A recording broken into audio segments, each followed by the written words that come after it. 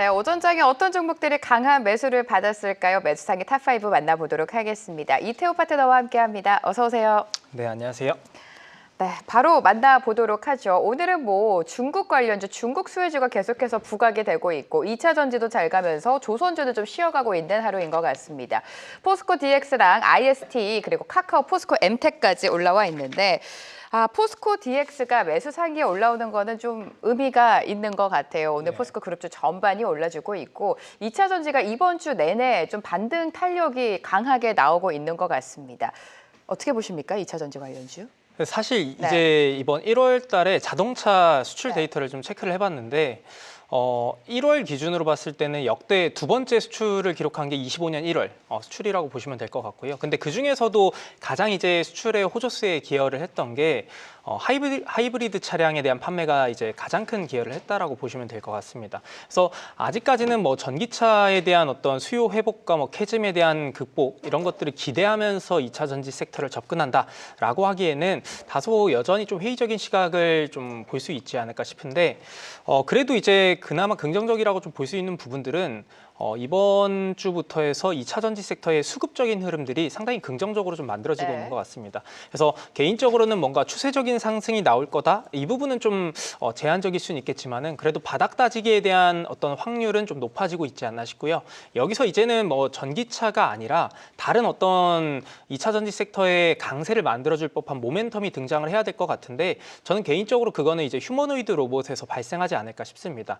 그동안은 2차 전지를 이제 전기차에 탑재하는 부분들이 시장에서 주목을 많이 했었다라고 하면은 이제는 이제 휴머노이드 로봇에 탑재하는 그런 부분들을 좀 기대하면서 시장에서 부각이 되지 않을까 개인적으로 기대를 해볼 수 있으니까 현재 구간에서 2차 전지는 뭔가 바닥 다지기 정도라고 보시면 될 것 같고 뭔가 추세적인 상승은 조금 더 기다려야 되지 않을까 싶습니다. 바닥을 다지고 있는 거는 맞지만 추세를 상승으로 바로 돌리기에는 좀 여력이 충분하지 않다라는 게 전략인 것 같습니다. 참고해 보시기 바라고요. 다음 종목은요. IST가 올라왔습니다. 지난주에 신규 상장된 종목이죠. 상장 첫날에 좀 눈에 띄는 상승폭을 기록을 했습니다. 90% 넘게 네. 급등이 나오면서 IPO 흥행에 좀 성공을 했죠. IST 투자 전략 어떻게 가져갈까요? 일단 IST 같은 경우는 최근에 신규 상장주도 분위기가 너무 좋잖아요. 이것 또한 역시나 시장에서의 수급들이 상당히 긍정적인 환경이기 때문에 가능하다라고 보시면 되는데 보통 이제 IPO를 추진하는 흐름들이라든지 아니면 이제 신규 상장주들이 강한 모습들이 나올 때는 보통 이제 시장의 유동성이 좀 풍부할 때가 많이 있습니다. 근데 현재는 이제 신규 상장주 단에서는 긍정적인 상황은 맞지만 IPO 단에서를 고려를 해보게 되면은 작년 연말부터 이제 상장을 추진했었던 기업들, 심사를 받고 있는 기업 중에서는 1월에는 한 6건 정도가 승인을 받았습니다만 이번 2월에는 오히려 상장을 철회하고 있는 기업들이 좀 일부 있거든요. 그래서 이런 것들을 감안해 보면은 전체적인 이 유동성에 대한 힘 자체를 장기적으로 가져가기에는 아직까지는 좀 제한적이지 않을까. 그 부분은 좀 판단해 보실 필요가 있을 것 같고요. 이제 오늘 말씀해 주신 이 기업 같은 경우는 IST가 이제 이번 2월 12일에 신규 상장을 했습니다.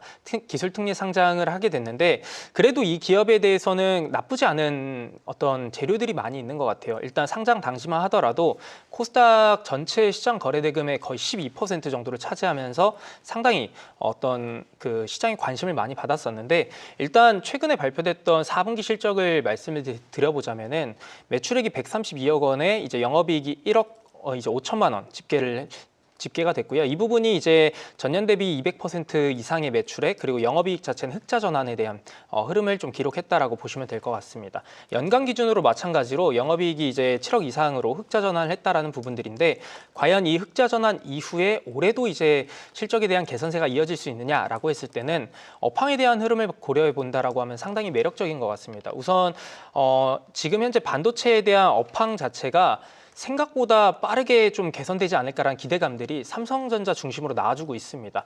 원래는 세트 수요 회복이 좀 딜레이 되지 않을까 싶었었는데 이게 이제 이르면은 2분기부터 좀 회복이 될 가능성이 높아지고 있기 때문에 IT용 OLED라든지 이 동사에서 만드는 반도체 장비, 풋 클리너라고 하는 부분들의 매출이 이제 성장되지 않을까.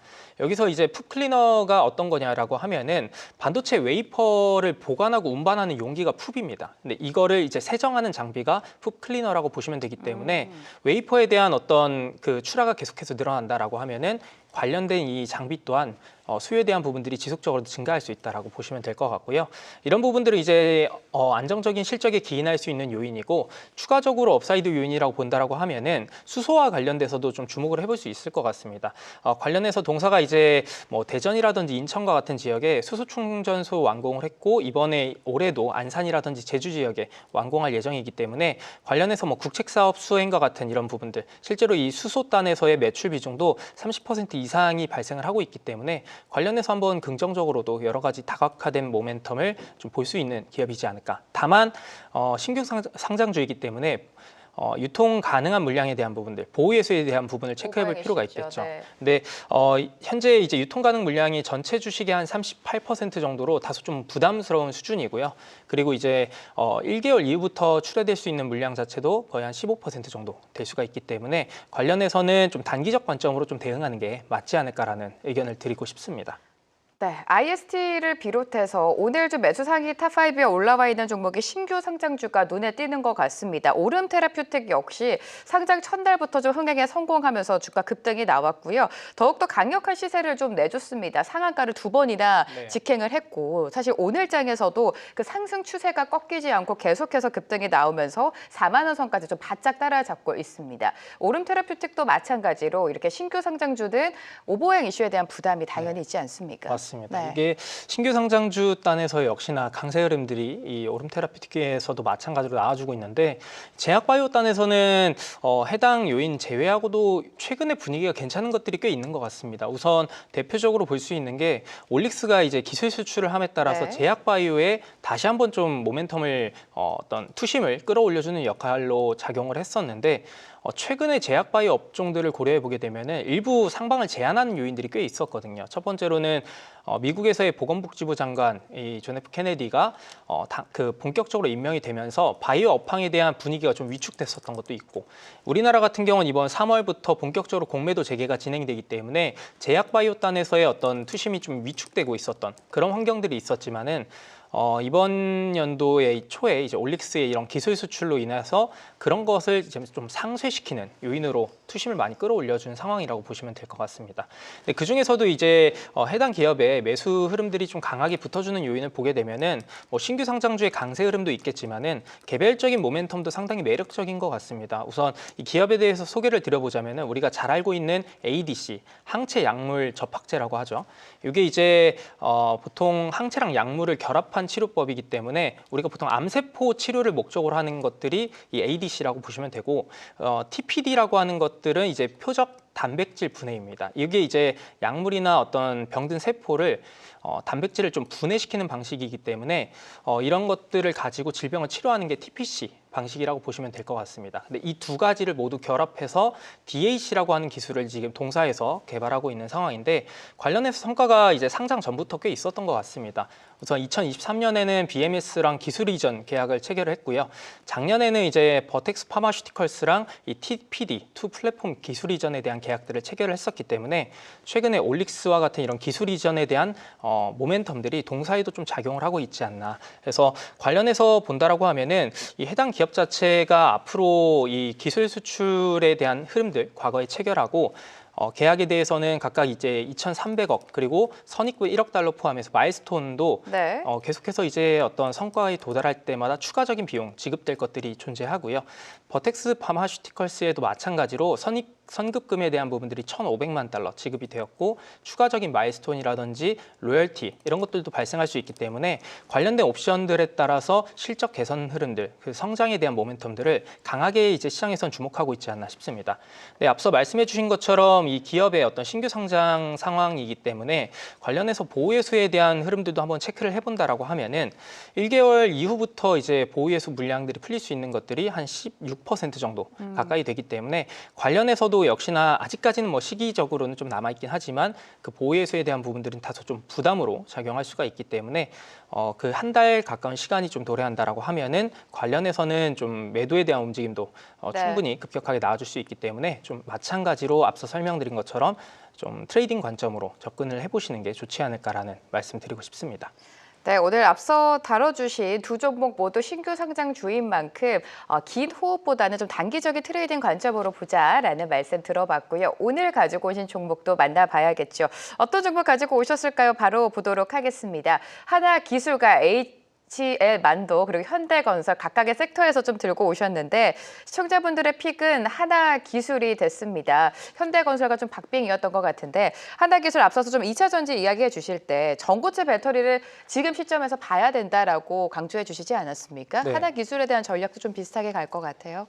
맞습니다. 그 지금 2차 전지단에서는 역시나 그냥 이제 어떤 리튬이온이라든지 대형, 뭐 각형 이런 것보다는 전고체 배터리 단을 조금 더 주목을 해보시는 게 그래도 미래 성장성에서 좀 더 시장에서의 주목도가 높지 않을까. 그 이유는 앞서 말씀드린 거와 같이 이제 자동차에 대한 전기차, 네. 특히 전기차에 대한 판매 자체가 아직까지는 재고 회전이 발생하고 있지 않습니다. 이번 연도 이제 지난 4분기 때 LG에너지 솔루션 실적 발표했을 때를 말씀을 드려보면은 사실 기대했던 거에 좀 많이 하회하는 실적이 기록이 됐었는데 그 중에서 이제 전방 고객 수사 중에서 대표적으로 뭐 GM과 같은 기업들이 재고 회전이 아직까지 나오지 않았었거든요. 그래서 이 재고 회전에 대한 부분도 이르면은 2분기에 좀 해소가 될 수 있다라는 전망들이 있지만 그것 또한 좀 더 딜레이 될 가능성이 있기 때문에 전기차 어떤 수요에 대한 부분들은 여전히 좀 지지부진한 상황이다. 다만 앞서 이제 우리가 언급드렸던 것처럼 어떤 외국인이라든지 기관의 수급의 연속성과 그리고 새로운 이제 2차 전지 섹터의 모멘텀이라고 볼 수 있는 게 이 휴머노이드 로봇단에서의 전고체 배터리 탑재 이런 것들을 감안해 보면은 충분히 2차 전지 내에서도 전고체 배터리 관련 어떤 기술적인 퍼포먼스가 있는 기업들은 올해 괜찮은 흐름들을 좀 기대해봐도 되지 않을까 싶고요. 우선 하나기술 같은 경우는 이제 작년도 이제 4분기 실적 자체가 역시나 2차 전지 업황 자체가 너무 부진했었고 그에 따라서 뭐 수주에 대한 공급 일정들이 좀 지연됐었던 네. 부분들 그리고 계약 해지에 대한 건들이 발생을 했었기 때문에 23년도 대비했을 때는 좀 역성장하는 흐름들이 많이 나타났었습니다. 근데 올해에 대한 어떤 실적 흐름들을 좀 생각을 해보게 되면은 작년보다 훨씬 더 가파른 실적 성장이 기대가 되고 있는 원년이 될 수 있다라고 보시면 될 것 같고요. 그 이유는 역시나 지연됐던 수주에 대한 매출분들이 올해부터 본격적으로 반영될 수 있다는 부분 그리고 이제 새롭게 이제 신규 사업에 대한 진출들이 올해부터 매출이 발생할 수 있다는 부분들이 상당히 긍정적으로 작용할 것 같습니다. 무엇보다 지난해 이제 상당히 업황이 부진했었기 때문에 2차 전지 기업, 뭐 동사를 포함한 대부분의 기업들이 구조조정도 진행을 했었고요. 뭐 공급망 확대를 통한 원가 절감 이런 거를 통해서 이익 개선을 좀 만들었었기 때문에 올해는 작년보다 좀 더 가파른 실적 개선이 이어질 환경이 높다라고 보시면 될 것 같습니다. 네, 앞서 계속해서 언급드렸던 이 로봇 관련해서 좀 말씀을 드려보자면은 테슬라 주도의 이 옵티머스 로봇에 대한 부분들을 좀 체크를 해볼 필요가 있는데 올해 옵티머스에 대한 내부 목표치를 테슬라에서는 10,000대로 제시를 했습니다. 근데 물론 현실적인 수준을 감안한다라고 하면은 그보단 좀 제한된 어떤 출하가 발표가 되지 않을까 싶은데 어쨌든 중요한 부분은 일론 머스크 CEO가 올해부터 해서 내년 그리고 내후년 28년도까지도 휴머노이드 생산량을 매년 5배에서 10배 정도 확대하겠다라는 상당히 공격적인 목표를 올해 계속해서 제시를 하고 있습니다. 그리고 이제 중국에서도 마찬가지로 환구시보에서 올해 이제 지난해 휴머노이드 로봇이 한 4,000에서 5,000대 정도 판매됐다라고 보도가 나왔는데 올해는 이제 지난해보다 성장률이 한 500% 이상 나올 거다라는 보도가 나왔거든요. 그래서 이런 것들을 보게 되면은 결국에 휴머노이드 로봇들이 판매가 많이 된다라고 하면은 현재는 이제 매출 원가에서 가장 이제 많이 차지하고 있는 것들이 뭐 상당 부분 센서라든지 액추에이터 부분에서 발생을 하고 있습니다. 네, 이런 것들뿐만 아니라 모터라든지 감속기 부분에서의 원가 비중이 상당히 높기 때문에 시장에서는 로봇 관련 기업이다 하면은 액추에이터, 센서 그리고 뭐 모터라든지 감속기 이런 쪽에 우선적인 부각이 나왔는데 결국에 이제 화재성이라든지 이런 걸 감안해 보면은 화재성에 대한 부분들, 어떤 배터리에 대한 부분들, 전고체에 대한 부분들을 좀 더 주목하지 네. 않을까 싶고요. 동사가 이제 뭐 제트 스태킹이라든지 WIP와 같은 이런 신사업들은 결국에 이 전고체 배터리와 관련된 상당한 이제 기술적 우위가 있는 그런 기업이기 때문에 관련해서 올해 2차 전지 쪽 전고체 배터리 하나기술 한번 주목해 보시면 어떨까 싶습니다. 전고체 배터리 로봇과 또 연관을 지어서 관련주들의 흐름을 지켜보자라는 시각 속에 오늘 하나기술을 가지고 오셨습니다. 있습니다. 하나기술 말고 현대건설을 궁금해하시는 분들도 많을 것 같아서 살짝 짚어드릴까 합니다. 사실 이 코너를 통해서 현대건설 이야기 저희가 몇 번 다뤘습니다. 실적이 굉장히 좋지가 못했는데 오히려 좋다라는 인식이 확산이 되면서 주가가 급등이 나왔었죠. 23년 만에 적자를 처음 기록했음에도 불구하고 이제 악재는 남지 않았다라는 시각 속에 기관의 적극적인 매수가 들어왔고 주가가 뭐 50% 가까이 말 그대로 급등이 나왔는데 추가적으로 더 간다고 보십니까? 오늘 가지고 오신 이유 간략하게 들어볼게요. 사실 어제도 가지고 왔었거든요. 네, 맞아요. 근데 이제 계속 채택이 되지 않아갖고 매일같이 들고 네. 오시는 것 같아서 소개를 드리고 싶었는데 아쉽게 오늘도 1%로 안 됐더라고요. 근데 이 건설업황에 대해서는 상당히 이제 시청자분들께서도 그렇고 투자자분들께서 아직까지는 좀 부진하다 생각하실 수가 있는데 어제 이제 건설시장 안정대책 발표가 되면서 그 전후로 시장에서 일부 건설업종 중심으로는 분위기가 괜찮거든요. 특히 대표적인 종목 중심으로는 최근 이제 일주일 사이에 코스피 대비했을 때는 그래도 2% 이상의 업종 상승 흐름들이 나타났다라는 것도 체크해 보시면 되는데 이 현대건설 같은 경우는 이제 올해 역시나 우리나라의 GDP 성장률 자체를 1% 중반으로 보고 있기 때문에 수출단에서도 부진할 수 있는 환경들입니다. 근데 이런 것들을 내수로 인해서 끌어올려야 되는 환경인데 그 중에서는 건설 경기에 대한 회복을 정부 차원에서는 좀 만들 확률들이 높다 이렇게 보시면 될 것 같고요. 그 중에서 이제 현대건설 같은 경우는 올해 이제 가양동 개발 부지에 대한 본격적인 PF 전환이라든지 서울 중구에 있는 힐튼 호텔 이 개발 사업에 대한 수주들을 고려해 보면은. 올해 이제 4분기 실적 발표했을 때 제시했던 영업 가이던스 1.2조 원을 충분히 달성할 수 있지 않을까. 무엇보다 최근에 이제 외국인이라든지 기관의 매수가 좀 강하게 들어오고 있는 상황. 연기금 같은 경우도 매수가 많이 들어오고 있는데 원전 쪽에서의 밸류체인 모멘텀도 좀 부각을 하고 있는 것 같습니다. 미국에서 팰리세이드 원전 해체 관련 성과가 올해부터 좀 반영이 될 수 있는 상황이고요. SMR과 관련해서는 이제 주요 빅테크 기업 중심으로 계속해서 개발이 추진되고 있는데 영국 SMR 사업에 대해서 이 동사랑 미국 콜텍사랑 협력 구조를 통해서 최종적인 후보에 지금 등극이 되어 있습니다. 그거에 대한 기대감들도 존재하기 때문에 이런 전반적인 것들을 감안해 보고 영업 가이던스 올해 제시했던 부분을 감안을 한다라고 하면은 올해 이제 연초부터 해서 한 50% 이상의 상승이 나온 부분은 추가적인 업사이드 요인이 더 많지 않을까. 그래서 개인적으로는 저는 6만 원 이상까지도 좀 가질 수 있는 기업이 될 수 있지 않을까 기대를 하고 있습니다. 네, 현대건설에 대한 투자 전략 다시 한번 짚어주셨습니다. 오늘 이 시간 이태호 파트너와 함께했습니다. 고맙습니다. 계속해서 다양한 경제 이슈를 알고 싶다면 구독과 좋아요, 알림 설정 부탁드립니다. AI 캐스터 권미정이었습니다.